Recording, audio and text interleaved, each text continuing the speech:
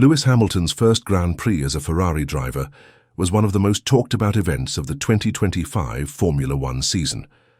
After spending more than 10 years with Mercedes and winning 7 world championships, his move to Ferrari was expected to be the start of a new era. Many fans and experts believed this could be the partnership that would finally bring Ferrari back to the top. However, the reality during the Australian Grand Prix was very different from what people imagined. Instead of a strong and promising debut, Hamilton's weekend was full of problems, confusion, and visible frustration, especially when it came to communication with his race engineer, Riccardo Adami. From the beginning of the race, Hamilton seemed to be struggling. The car didn't feel right, and it was clear that he wasn't comfortable. He complained about drivability, saying the car was snappy and unpredictable. This kind of feedback is normal in Formula One, but what followed made things worse. When Hamilton asked for specific information about where he was losing time, the response from the team was vague.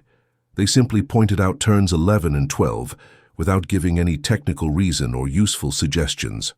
For a driver like Hamilton, who is known for working very closely with his engineers and using detailed feedback to improve during a race, this was a big issue. At Mercedes, Hamilton had developed a very strong working relationship with his longtime race engineer, Peter Bonington, also known as Bono. Over the years, they built a clear and efficient way of communicating. Bono knew exactly how much information to give and when to say it, allowing Hamilton to stay focused while still getting the help he needed. But at Ferrari, things are different. Riccardo Adami has worked with other drivers like Sebastian Vettel and Carlos Sainz, but Hamilton is not like them. He needs a more refined, more detailed style of communication, and from what we heard on the team radio during the race, Adami and Hamilton are not yet on the same page. The miscommunication wasn't just limited to feedback about car performance. Later in the race, Adami gave Hamilton instructions about using the K1 engine mode. This setting provides extra power and is usually used for overtaking. However, Hamilton was in the middle of managing his own race, focusing on tire management and track position. He responded with clear irritation, saying, "Leave me to it, please." Adami repeated the instruction anyway, which only made Hamilton more frustrated. He snapped back again, "Yes, I know, leave me to it, please." This showed that the communication between the two was not only ineffective, but also distracting. These problems during the race weren't just about personal frustration.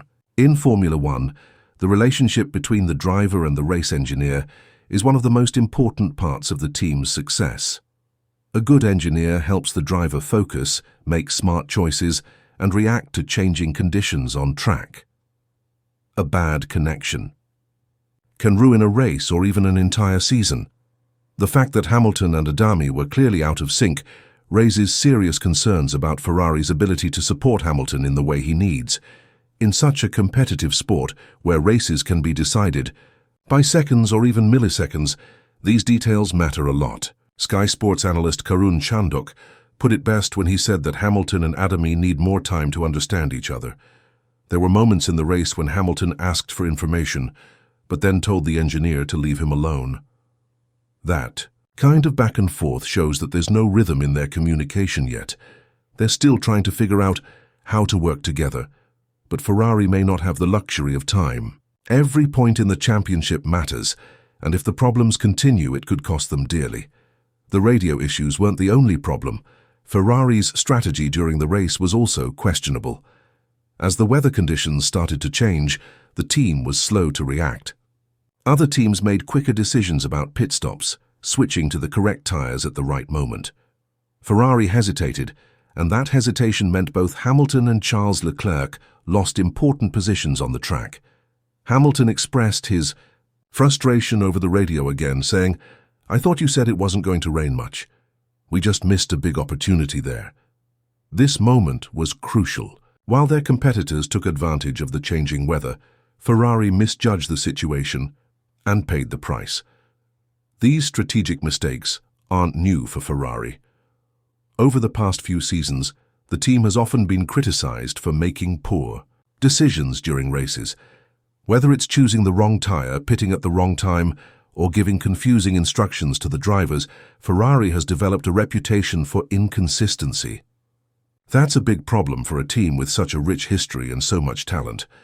If they want to compete with the likes of Red Bull and McLaren, they need to be more decisive, especially during races where the conditions are changing quickly. 4. Hamilton. This experience must have been very disappointing. He left Mercedes to join Ferrari because he wanted a new challenge and believed in the team's potential. He hoped to fight for wins and championships, not to be stuck in the midfield because of miscommunication and poor strategy. While he's known for being patient and professional, there's no doubt that continued frustrations like the ones in Australia could test his limits. If things don't improve quickly, the dream of winning with Ferrari could turn into a very difficult and tiring season. Ferrari needs to act fast.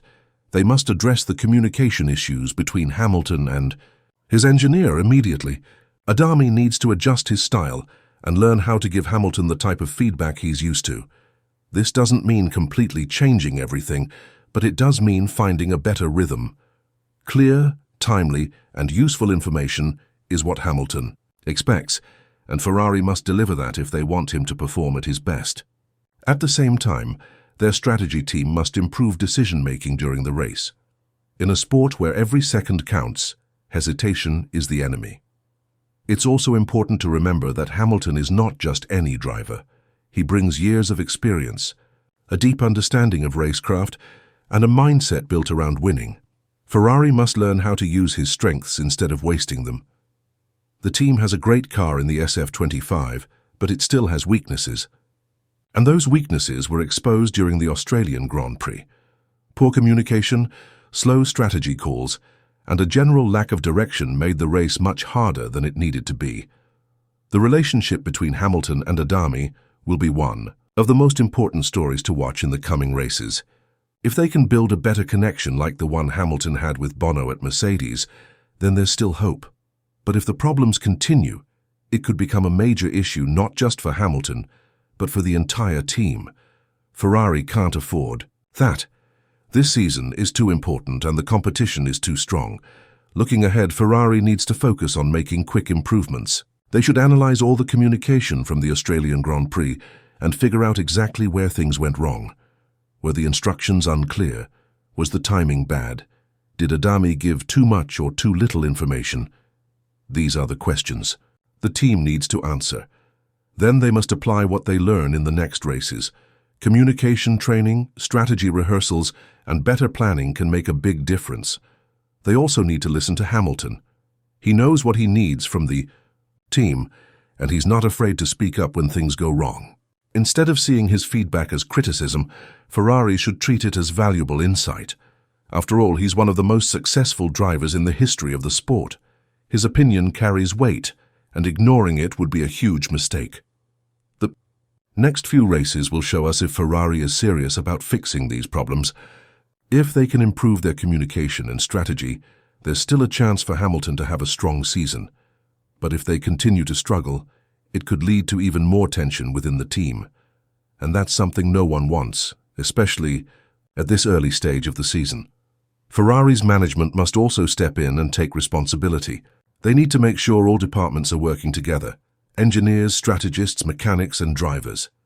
A united team is a strong team. Right now, it feels like there's a disconnect between the different parts of Ferrari, and that's hurting their performance on track. Team principal Fred Vasseur has a big task ahead of him. He must bring everyone together, fix the internal issues, and support Hamilton in every way possible.